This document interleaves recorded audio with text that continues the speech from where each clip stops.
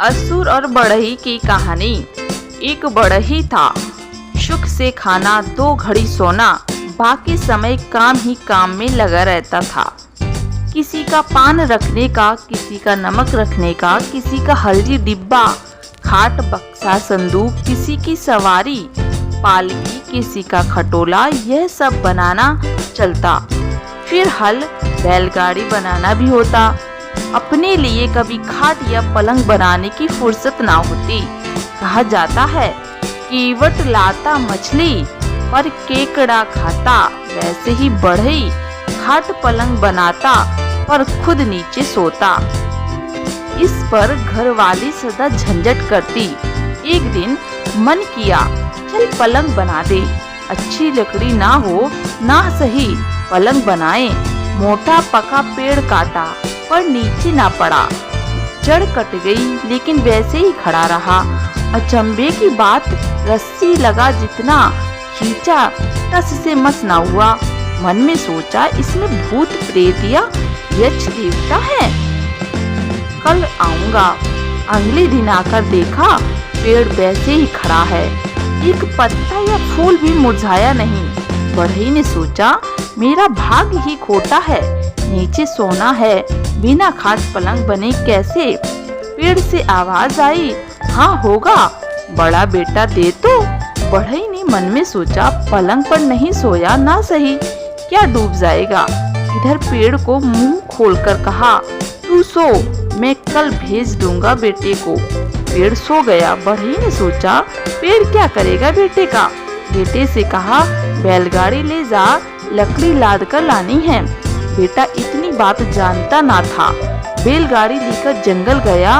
उसके काले सफेद बैल कालिया ने कहा, सामंत जी भागो, बाप ने मौत के मुंह में भेजा है। यह पेड़ नहीं असुर है, पहुँचते ही निगल जाएगा।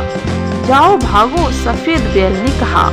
ये मुट्ठी भर सींग पर मुर्गी का अंडा साथ में ले, जरूरत के समय काम आएगा।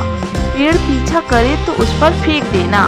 बैलों की बात मान बढ़ई का बेटा चला गया। इधर पेड़ गुस्सा हो रहा। बढ़ई की बात सच नहीं, लंबे लंबे डग भर कर वह बढ़ई के दरवाजे पर पहुंचा। कहा बेटे को क्यों नहीं भेजा।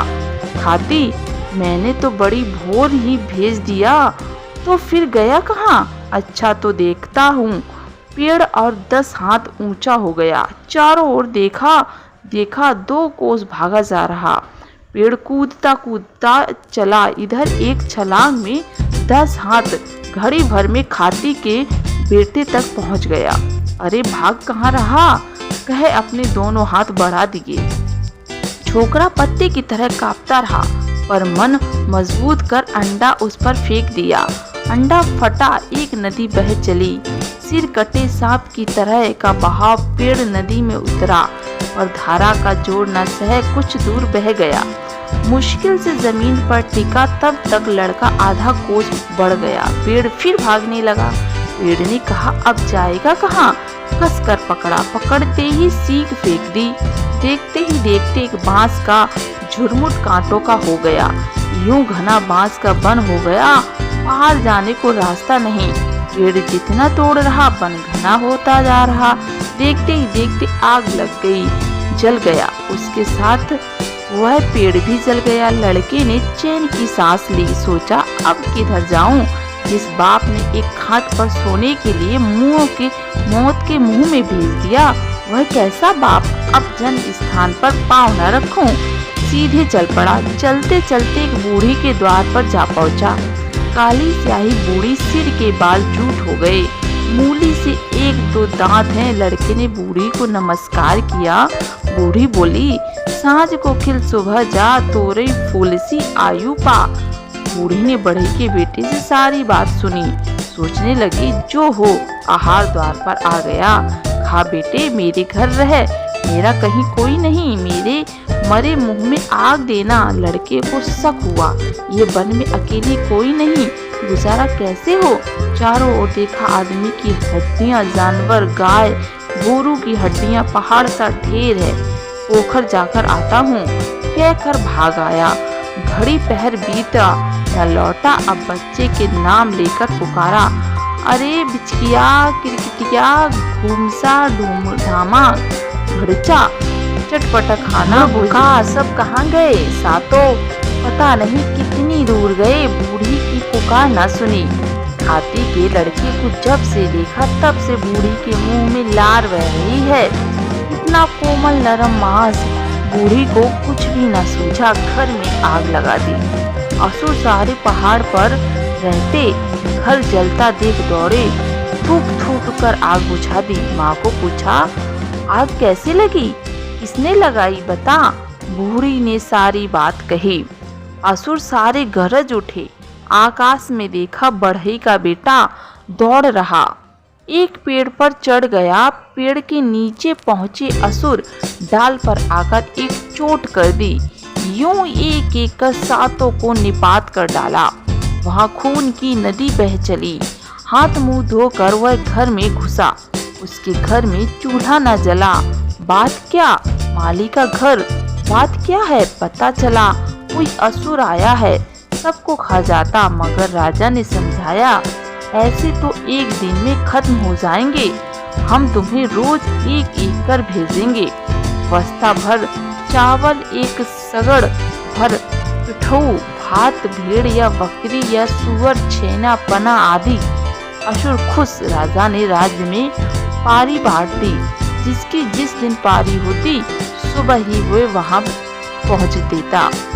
उस दिन पारी मालिक की थी। घर वार बेचे भी असुर का पेट न भर सके। गाड़ी भर पकाकर वहां कैसे भेजें? किसे भेजें? खुद जाएं तो फिर बच्चे पलेंगे कैसे? चिंता में कोई रास्ता न था।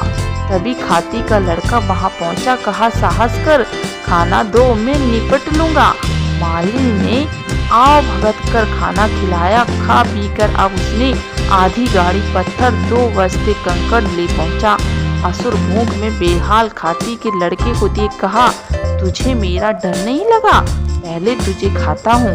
लड़के ने कहा, पीठा बगैर बनाते बनाते देर हो गई, पहले यह खा लो फिर मुझे खा लेना। ऐसा कहकर एक मोटा डेला उसकी ओर लुढ़का दिया। भूख में व्याकुल देखा नहीं, थैला मुंह में ले लिया। दांत कड़ कड़ टूट गए, खून बह चला, आंख से आग बरसी, मुंह से बोल न निकले। उसने 2 बोरा कंकड़ बढ़ा दिए। चने चबाओ, गरम है। असुर ने 2 मुट्ठी कंकड़ चबाए, बाकी दांत भी झड़ गए। खून और बढ़ गया। असुर की ताकत कम हुई, उठ भी न सका। अब लड़के ने असुर की छाती पर चोट की, सिर कट गिर गया। असुर की नख दांत ले आया। इधर राजा ने घोषणा कर दी, जो असुर को मारे आधा राज दूंगा, उसके संग राजकुमारी ब्याह दूंगा। खाती के लड़के ने नख दांत को जाकर राजा को भेंट कर दिए। राजा का कांटा खत्म हो गया। राजा खुश, तुरंत राजकुमारी की शादी कर दी। आधा राज देकर अभिषेक कर दिया। बूढ़े माली के लिए जमीन दे दी। वह भी खूब आराम से रहने लगा।